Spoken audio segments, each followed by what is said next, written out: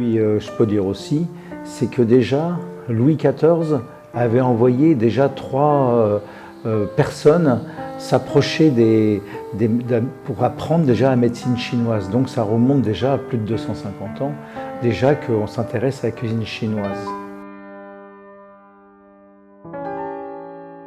Alors, j'ai beaucoup parcouru en Chine et j'allais souvent, surtout à Macao, voir tous les produits de médecine, toutes ces boutiques qu'il y a, où il y a énormément de produits pour la santé.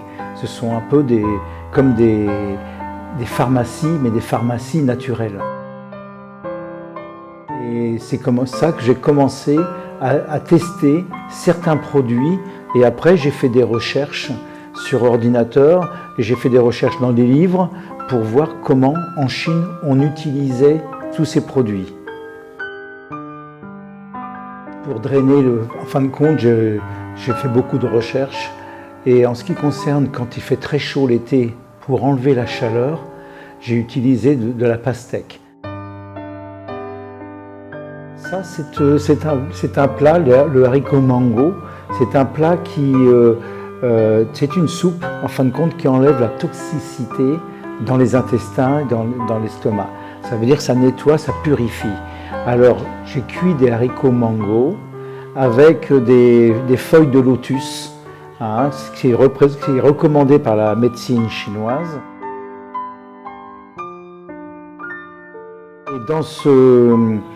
Et pour donner du parfum à ce bouillon de haricots mango, j'ai mis des Saint-Jacques séchés, des petites pétoncles séchées chinoises qui apportent vraiment un goût iodé pour changer le goût. Et ensuite, j'ai aménagé un peu avec de la coriandre, avec de la menthe et du gingembre pour donner de la puissance à cette soupe de haricots mango qui purifie le corps.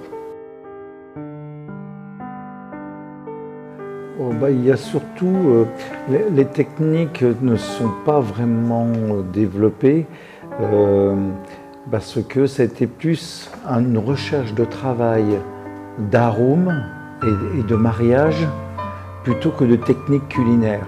Là, c'était surtout des légumes, c'était couper la pastèque en tout petit parce qu'il fallait la cuire. Il faut couper tout petit pour arriver à que ça cuise très vite. Ça cuit en 15 minutes. C'est pour garder les vitamines.